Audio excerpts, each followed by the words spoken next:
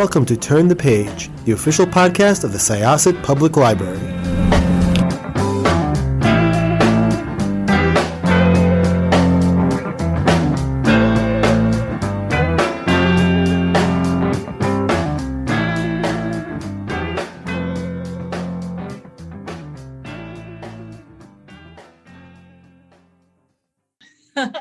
Hi, welcome to this episode of Turn the Page podcast. I am one of your librarian hosts, Stacy Mencher, and I am joined by Jessica, another librarian host and the community engagement specialist at Syosset Library. And today we are super excited to be interviewing our guest author. Please introduce yourself. I am Jamie Brenner, delighted to be here. Thanks for having me. And I'm the author of Blush, which is my new novel, just came out on Tuesday. It did. I'm so excited to talk about this book. So I remember it came across like I must have seen it in reviews when we do ordering. So I do fiction ordering, some of the fiction ordering. And I was like, oh, this is cool. Because what attracted me was the last name of your characters, Hollander, because one of our coworkers, that's her last name. Yeah. So I was like, oh my God. And then I read the full review and I was like, oh, this sounds great. And then I probably put it like on a sheet, marked it down, like, all right, definitely like get the book. We're going to do this. We're going to read it. Awesome. And then we got the opportunity to interview for the podcast and Jessica's like, this is a Stacy book. And I was like, it looks like a Stacy book. Like the cover's gorgeous. It's pretty. I read the summary again and I was like, oh yeah, no, this was something I wanted to read. Yes, I have my hands on the book. Very excited. So it's so interesting what brings people to want to read a book. I mean, I would never, you think of the cover, you think the title, it never even crossed my mind that a character's name might be the trigger. So that's interesting. Also that we're on Long Island and your book takes place on Long Island. It and does. Long Islanders love to read and hear about Long Island. Well, look, Long Island, this is my second book set on Long Island. I wrote a book called Drawing Home, which takes place in Sag Harbor. And while I was researching that book, I realized there's a lot more to explore here. And that was the beginning of thinking about using a North Fork winery, because it just is mind-boggling that 2 hours from New York City are these lush fields of grapes. And it's a fascinating aspect of New York and Long Island. And I wanted to kind of bring that to my readers. You did a great job doing that, because I feel like the North Fork area is like almost like a hidden gem of Long Island. Yeah. People are like, oh yeah, Long Island, there's like some towns, and then there's the Hamptons and Montauk, like cool. And people don't always realize, like, no, you could have a ton of fun out in the North Fork. I mean, I had my brother-in-law and sister-in-law went out there for their anniversary to just like have fun and enjoy themselves. We've got lavender farms.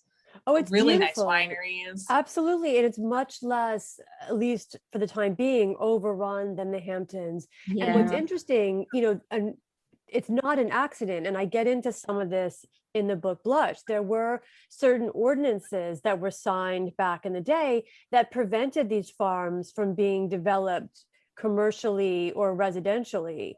So if you owned a potato farm back in 1970, you could not sell it to a developer who wanted to put up a hotel. You could only sell it to someone else who would be farming something. And that's how the first vineyard came about. A pioneering couple went out there in 1971, bought a defunct potato farm and started experimenting with getting some grapes to grow. And now there's a whole industry out there. Yeah. Oh, I know. It's unthinkable that all of this sprung up like within my lifetime. And, it seems so obvious now, why not? But it really was, people didn't believe it would work. And the way I came to love North Fork wines is I was having dinner in a restaurant in Sag Harbor called Wolfer Kitchen. And I realized the wine list had a lot of wines called Wolfer. So I'm like, oh, clearly this is like a family situation. And I, being endlessly intrigued by families, and especially family like dynasties, businesses. I did some digging, and then I realized this would really be a great setting for a novel, a family winery set on the North Fork. And Wolfer even has a rosé called Summer in a Bottle. So I was like, of Oh, course, this wow. is a book. Yeah. So I want to just kind of go back. You used the word dynasty, which was Yeah. 80s soap opera. And there's a lot of talk about 80s trashy novels in this book, bringing generations together. Yes. I mean, nothing brings people together like Joan Collins and shoulder pads, right? Oh my God. It is a unifying force in the universe. So yeah, look, my formative years were the 80s, and the TV and books that I were consuming had one thing in common, which they had these very over the top, extravagant heroines, and there was a bigness, and there was an adventurousness, and a boldness, and a scandalizing sensibility. And this, for me, like, the things you experience in your youth affect your worldview and your taste in a way that even the best things that come later just cannot compete with. So the soapiness of storytelling in the 80s is something that I loved. It's what made me want to become a writer. And, this is my sixth book, but it's in many ways the book I always wanted to write. And it just took me this long to be able to put the pieces together to do that. I think that's great. Like you kind of really hit the nail on the head, because it didn't hit me until now why like the book really resonates with me. And thinking of the three generations, and I was like, I did not do books with my mom or either of my grandmothers. Every now and then, because my one grandmother that's still alive, she likes reading and will tell me about that, and she's so proud I'm a librarian. But my grandmother, my maternal grandmother, like I always remember hanging out with her and just listening to her and my mom talk about their soap operas. And I was just like, you want to know what, this is kind of similar with the books, because while I never read some of the 80s books, like every now and then I'd read like a Collins, but I mean, I got into reading Nora Roberts, who I sometimes throw in there with those authors. Sure. And it's just, it's great to see that connection. And I could be like, oh my God, like it's very like refreshing and realistic to be like, yeah, I could enjoy a book and see myself in some of the characters. But between all the women, when you have Vivian and her daughter and her granddaughter come together, and over this book club, it's a love of books, which I'm a librarian, hey, that ticks that box. And then the family relationships and the drama and just coming together. I really like that in stories, because I feel like sometimes it's nice to read a thriller and escape, or a fantasy or a murder mystery, but I really like books where it's like the families come together and overcome problems. And I love your book. Thank you so much. I really wanted to explore the idea that not just when families come together, but that when women gather, there is power in whatever form that takes, whether it's a knitting circle or a book club or a wine club. We get so much just by the communities we create for ourselves. And sometimes when the world is saying no, or you feel like things are not working, you need those people around you who are going to tell you, yes, you can do it. Yes, it's going to be okay. And for me as a girl, I got that from books. And Ann Tyler said once, we read because we want to live more than one life in more than one place. And I know I read because I wanted more than one mother, more than one best friend. And these books, gave me the messaging, the positive encouragement that I was not getting from the physical world around me. So in Blush, I wanted to have these three generations of women, all at a crisis point, all at a turning point, come together in some way and get what they needed in the most unlikely of places, which are the trashy novels of Vivian's former book club. So that was my thinking going into how I was going to tell the story. Yeah, it's it's funny because I was saying to Stacy beforehand, I remember I was a kid in the 80s, teenager in the 90s, but I remember just being at my grandmother's place and like she just had wall to wall shelves of these paperbacks of like Danielle Steele and The classic. and of course, like I'd go up to them and I'd be like, "Oh, what's my grandmother reading?" Whoa! But they were so popular. I mean, and I think there's and I think it's touched upon a bit. There's always this instinct of people to be like, "Oh, well, that's not literature." Well, guess what? It's what people are it's what people are enjoying reading. They're bestsellers for a reason. It's cathartic. It's an escape. Absolutely. I mean, not just bestsellers in their day, but here we are, the 40th anniversary of Chances by Jackie Collins, and we're still talking about it. And I definitely don't think you could say the same for a lot of more like literary books that might have come out at that time that I don't remember.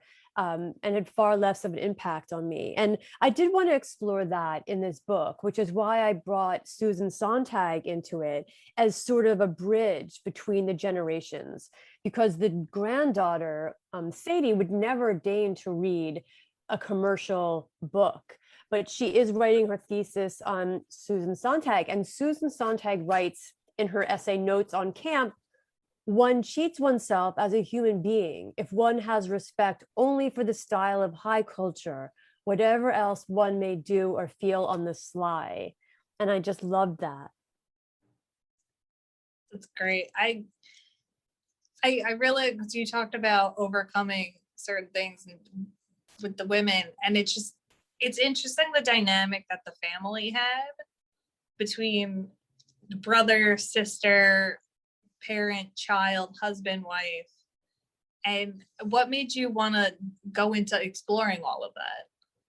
Well, families fascinate me, and I love stories of grandmothers, mothers, and daughters, because it shows how some things change with the generations, but some things never do, and how it's an ongoing struggle to keep moving forward and not let things from the past repeat themselves. Like we get caught in these bad cycles.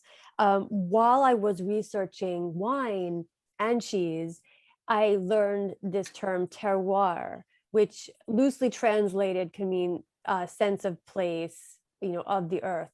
And, wine and cheese are always a product of their terroir. And so are we as people. Like we can move wherever we want as adults, and we can reinvent ourselves over and over again. But the one thing we can't change is our place of origin. And my main character is in her 50s, midlife, a time when you really have to take stock.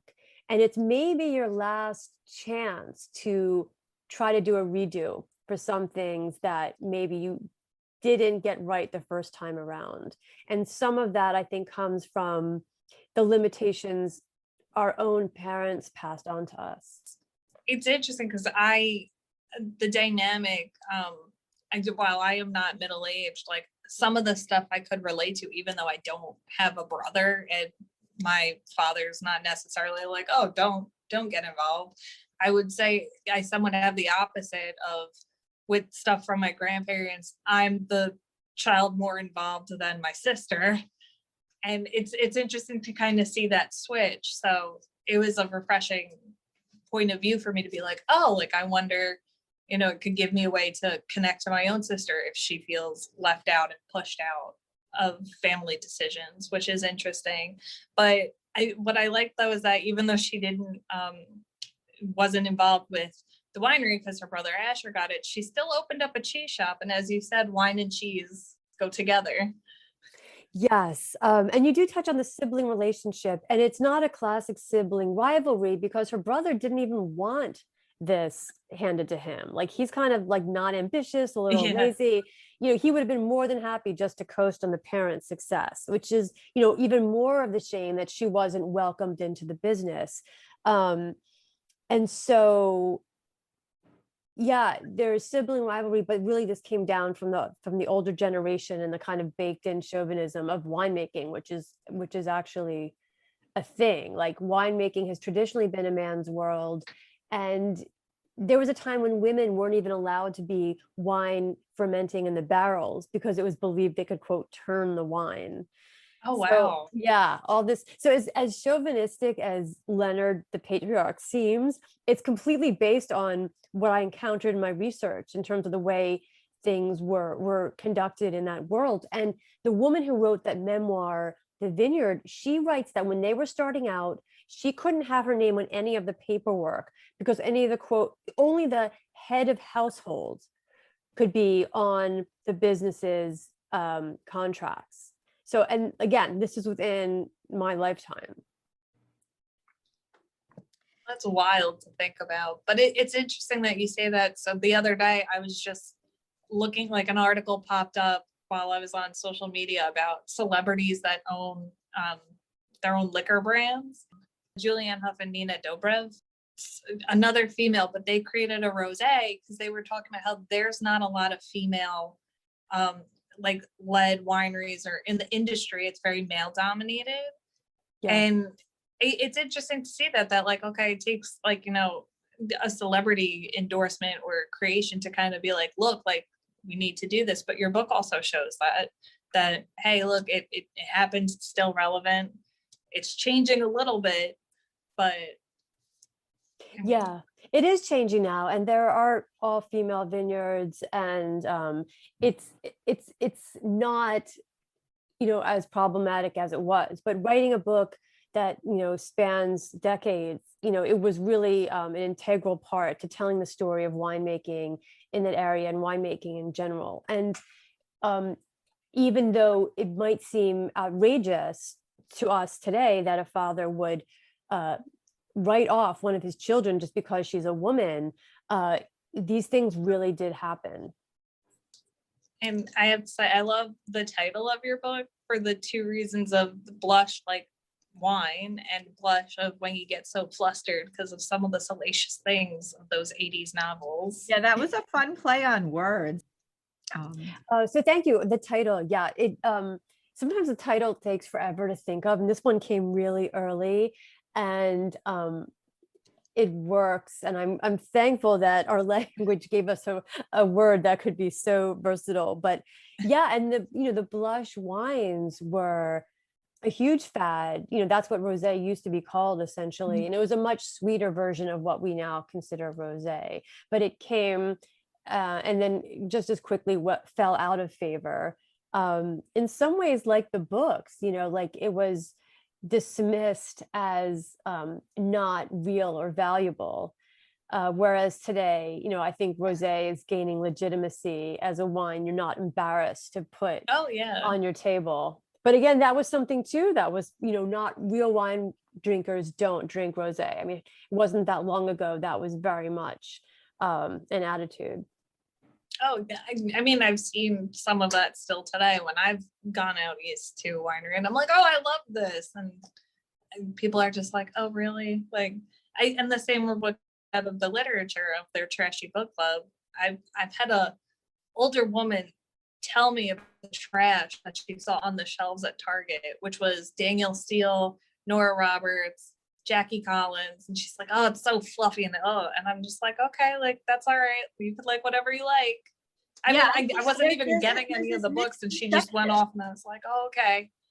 Yeah, there's a misconception that like as a librarian, like, we are going to look down upon that type of literature sometimes. And I mean, sometimes there's a misconception, and 100% listeners, we don't do that. If you want to read that. Yes. The only thing that I'd say we definitely do is judge a book by its cover. And that's because some covers are really pretty. Like I love all the Instagram images I've seen of tags of your book because it's just so pretty to like see what people like create with the book and the background they make with it. It's very photographable. People have been That's a word. so creative. Like, I'm just really in love with the whole Instagram community. Anyone listening, I'm at Jamie Brenner Writes, and I'm on there constantly. And, I came to Instagram a little reluctantly, and now I truly enjoy it. Like, to see someone take the time to pair my book with a glass of wine and some flowers and take the picture. I feel like each post is this little gift. And I am really thankful, and it's become one of my favorite parts of book publishing, because that day is just like flooded with all these fun images. Oh, that's great. And now I am curious, with your research with all the wineries, do you have a favorite one that you visited? I spent most of my time at one called Bedell Cellars, and the winemaker at Bedell is an award-winning winemaker who's been doing this for 30 years. His name's Rich Olson Harbich, and he also taught classes at Murray's Cheese in New York City, which is where I did a lot of my learning. My studious moment for this book happened at Murray's Cheese, and he's the one who taught me about the notion of terroir, and the way he speaks about wine. It gives it a narrative and a heart, like the same as someone talking about a novel. So I definitely recommend Bedell.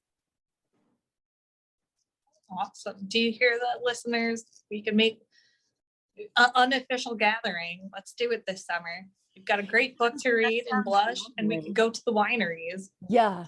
Well, the veranda, which is like the gathering place in Blush where a lot of the action happens, is very much based on this like gorgeous rear terrace at Bedell overlooking the vineyard.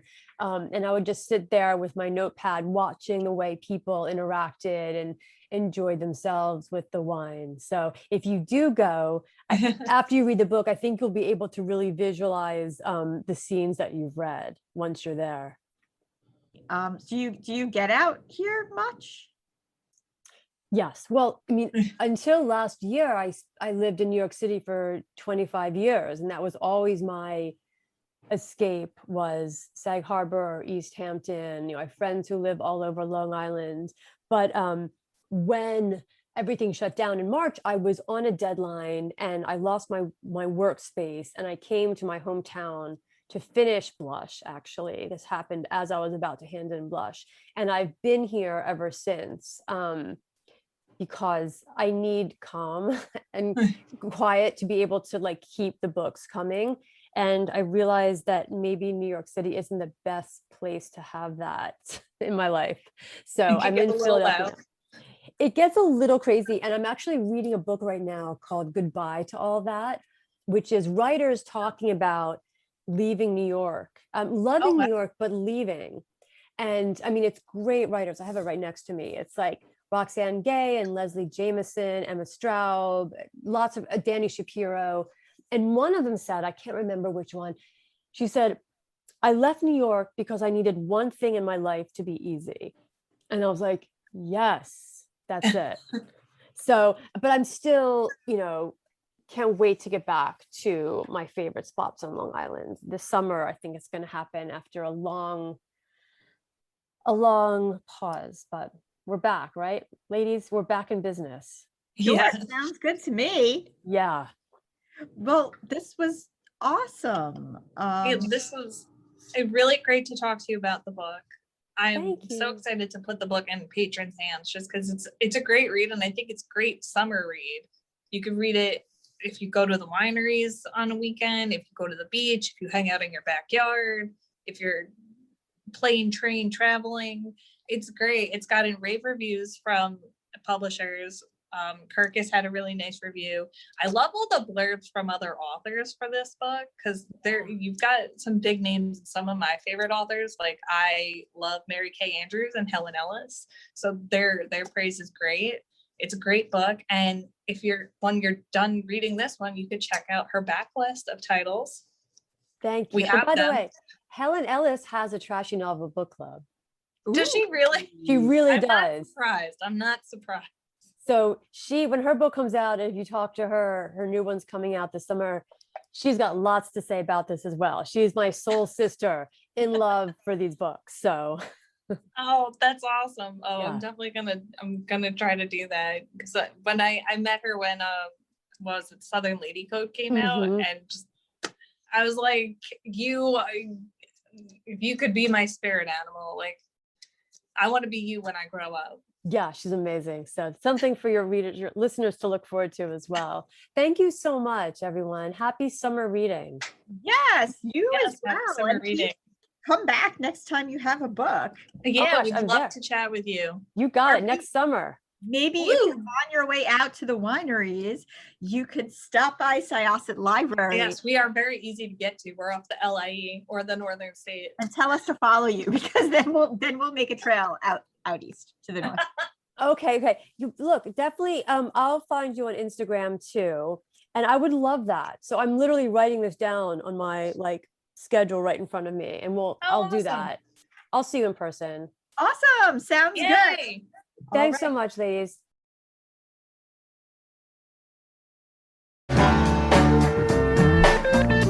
It's time to close this chapter of Turn the Page.